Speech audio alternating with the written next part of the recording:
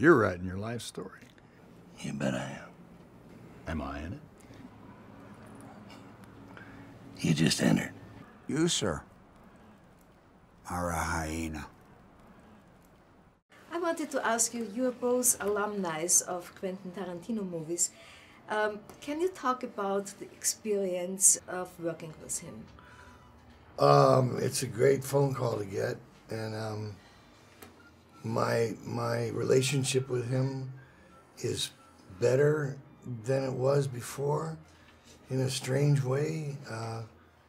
You know, I was not a communicative person, you know, a couple of years ago, and I became more so during The Hateful Eight, because I realized that I had been handed this gift, this palm leaf. It's like, Michael, here, it's not over, you know.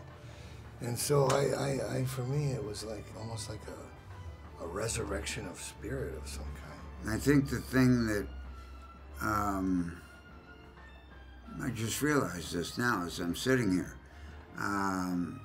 Quentin made Michael Madsen, made people aware of who he was and what he can do.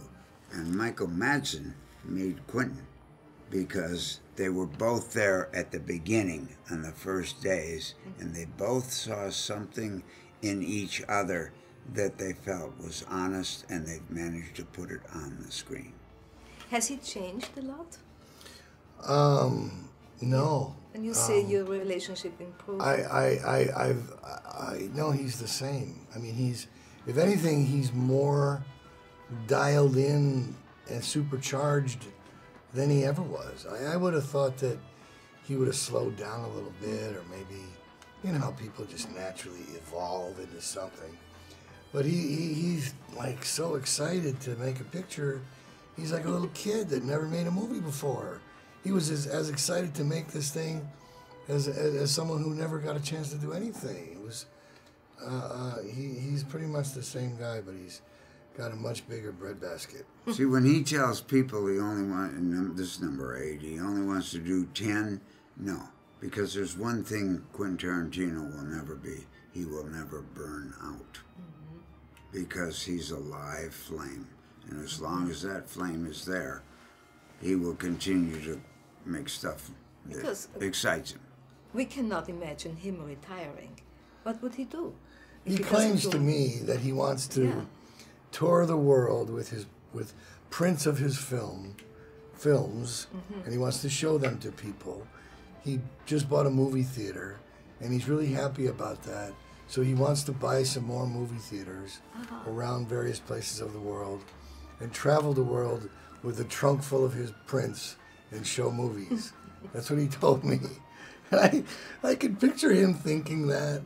He's like, oddly enough, in the Old West, you know, the medicine men that went from town to town with, here, take this, had a call or whatever it was, and you'll be cured. He wants to do that with his films, or anybody else's films. He's just not going to pull out Tarantino films, because there's only 8. Yeah. But he could pull out, and what his exciting thing is, and what makes that maybe us to look forward to him getting a chance to do this, he wants to introduce us to what can be, not what has been. His respect for what has been excites you to say, what's in me that can take that to the level he's taken it to? Do I have that? Do I even deserve to aspire to that? Everybody deserves to aspire to that. Everybody says to me, you know, when you go and audition in actors, what do you do and everything else? Well, you don't have 5 minutes. You have 2.5 minutes in an interview. And they say, well, read this. I don't ever read. I read terribly. But you know what you have to do? You have to leave a piece of yourself in that office. And then they'll say, that was interesting. He's a total asshole, but he's an interesting asshole. I did a movie called Donnie Brasco, and they asked me to read for it, and I said no. And my agent and everybody else was like, are you crazy? And I was like, no, man, I'm not crazy. I just know that I'm a horrible reader. I'm a terrible, terrible, terrible auditioner. I just can't do it. I suck at it. And I said, no, I won't do it. I will not read for it. And they said, well, you ain't going to get the part. And I said, well, then so be it. Because if I do read for it, I won't get it anyway. So what the fuck difference? And 2 weeks later, they said, well, would you be willing to go meet Al Pacino? And I said, well, sure, as long as I don't have to read with him. And then, so I went through the whole getting to New York and the Secret Service and the secret world of getting to Al. You know, when I finally get there, and he's standing in his office and he's looking out the window with his back to me. And I'm standing there and he doesn't say anything. And I close the door and I'm standing there. I'm looking around and there's a bookcase behind me and I like, you know, I take a book out and I'm looking at it and all of a sudden I go, you like that book? And I'm like, and I turn around and I look, suddenly he's looking at me and I'm like, I don't even know what fucking book it is. And he goes, yeah. So I put it down and I go, he goes, did you read the book? And the book of the screenplay. Yeah. And I went, yeah, I read the book. And he goes, well, what'd you think? And I go, well, you know, it's interesting. They changed a lot of things for the screenplay. He goes, oh, yeah, they did. And I go, what happened to the birds? And he goes, oh, the birds. And I go, yeah, you know, Sonny used to keep birds up on his roof. Sonny Black took care of pigeons. How come they're not in the script? He goes, I know why you want the birds. I understand why you want the birds, but you can't have the birds. And I'm like, why not?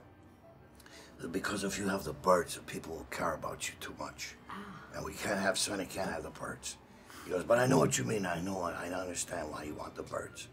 And I went, wow, yeah, well, that's cool. And then he didn't say anything. We were both sitting in silence. And I go, yeah, is that it? And he's like, yeah. And I said, okay. And I left. I went back to my hotel room and I sat on the bed and I went, well, yes, it's not going to happen. And the fucking phone rang and it was my agent. She says, oh, Jesus, they just called us. Al loves you and you got the part, you're in the movie. So whatever our conversation was about birds was a lot more effective than any stupid audition I would have done. You know and what he I mean? did the same guy did exactly the same thing to me, only it wasn't for a part. He saw me at a party. He said, you know, I haven't seen this movie. Everybody's talking about you and the movie and everything, Nebraska. I went to the president of Paramount, who was 25 feet from me, and I said, Al Pacino doesn't have a screener. He said, tell him with his paper in the morning that he'll have a screener. At noon that day, which was the next morning, I get a phone call. How he got my number or anything. I mean, I'm not, you know, so forth and so on. And I said, hello. He didn't say, this is Al. He said, how did you do that? Oh. I knew I'd arrive. And that's exactly what his back to him when he walked in is all a move, trust me. Because the guy is a born performer, Al, which is what makes him as great as he is.